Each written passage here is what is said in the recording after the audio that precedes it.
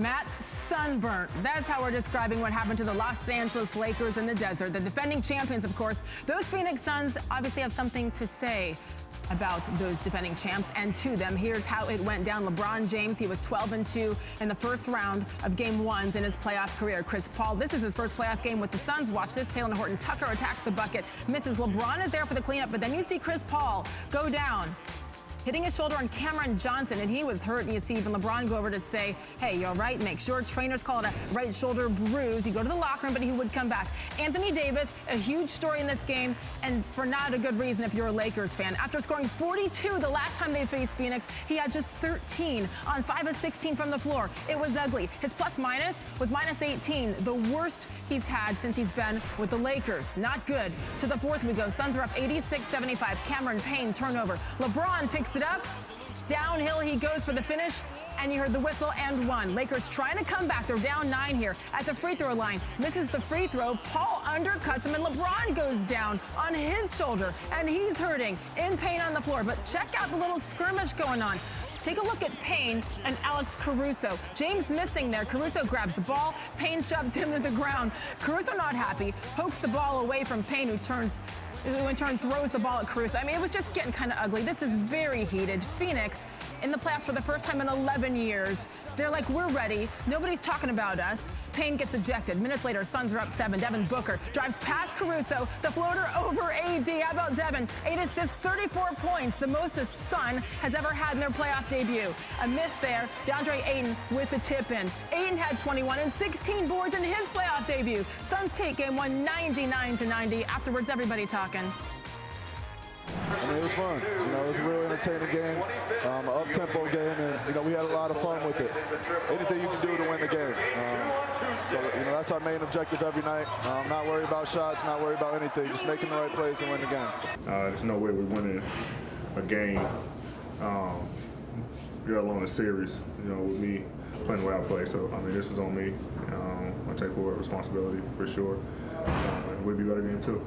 Anytime he comes to the pressure and tell you guys we can't win without him or with him playing the way he played, he always responds. So looking forward to that.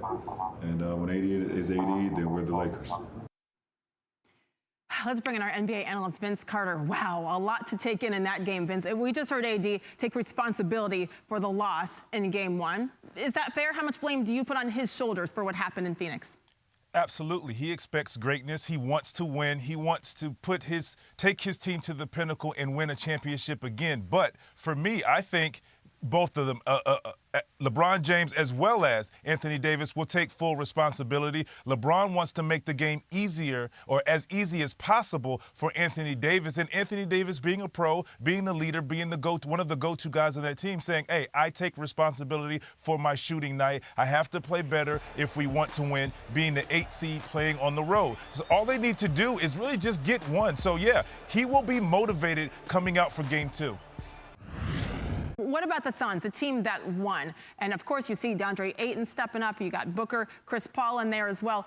What was the most impressive thing that you saw from the Suns to take this game from the Lakers? Well, Sage, the most impressive thing for me was DeAndre Ayton, 21 points, 16 rebounds. We'll start there.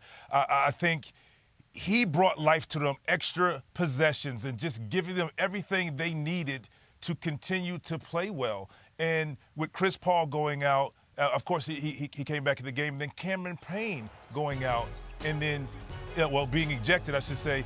These guys stayed the course, kept pace, and they were playing with confidence. So once they got into the last 5 minutes of the game, they knew they could win this basketball game regardless of the Lakers trying to make a comeback. So I was impressed with the Suns really staying poised and DeAndre Ayton eating and doing work on the glass.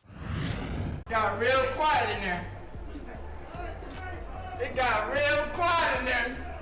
It's still yelling now, I don't care. Next one. Next one.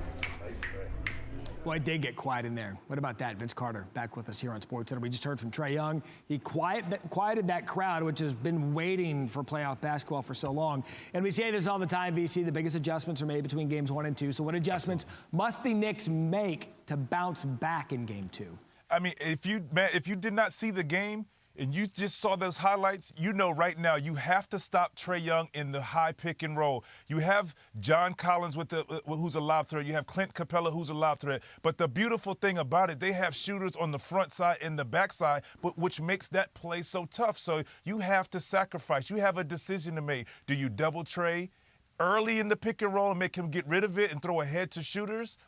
Or do you let him get deep into the paint and shoot the floater and don't allow other guys to get going? But when you score 32 points and still have 10 assists and to add 7 rebounds, the adjustment, in my opinion, they're going to have to double him and hope the shooters aren't shooting and making shots. Yeah, and you know what I love about this as well? Trae Young. So often we see superstars born in big moments, especially in the postseason. You saw that yesterday. We'll see how they bounce back in Game 2. Vince Carter with us all afternoon on SportsCenter. Vince, thank you.